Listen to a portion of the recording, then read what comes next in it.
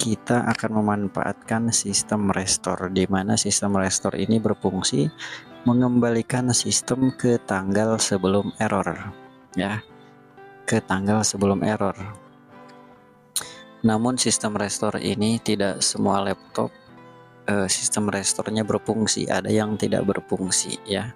Oke, lanjut, silahkan klik troubleshoot lalu pilih advanced option. Di sini silahkan teman-teman pilih sistem restore dan laptopnya akan merestore sendiri, ya. Dan kita akan diarahkan ke sistem restore, teman-teman. Tunggu beberapa saat, ya.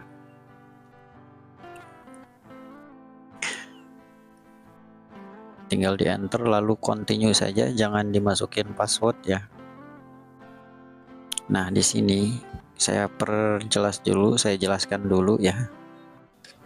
Di tampilan ini, jika di laptop teman-teman itu next-nya bisa diklik, berarti sistem restore-nya hidup, bisa digunakan, berfungsi. Untuk teman-teman yang sistem restore-nya masih bisa di next seperti ini, silahkan simak videonya, ya. Oke, ini kan bisa di next, ya. Kita next dulu sistem restore-nya. Lalu di sini teman-teman ingat-ingat nih tanggal berapa sebelum errornya, ya. Di sini kan ada tanggal. Silahkan pilih tanggal sebelum error. Ketika sudah ditentukan, silahkan teman-teman klik next untuk melanjutkan merestore sistemnya. Lalu yes.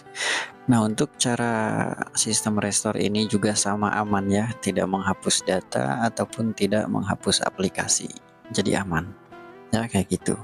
Proses merestore ini biasanya bisa memakan waktu 10 menit sampai 15 menit, itu pun tergantung kecepatan laptopnya juga, ya. Jadi untuk videonya saya percepat agar durasinya tidak terlalu panjang, ya. Karena kalau misalkan nunggu lama itu kan karehel, karesel gitu. Jadi anggaplah ini sistem restore-nya sudah selesai dan berketerangan finish.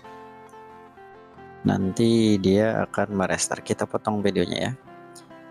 Nah, akan berketerangan restart. Di sini teman-teman tinggal klik restart aja. Maka si laptopnya akan merestart, teman-teman.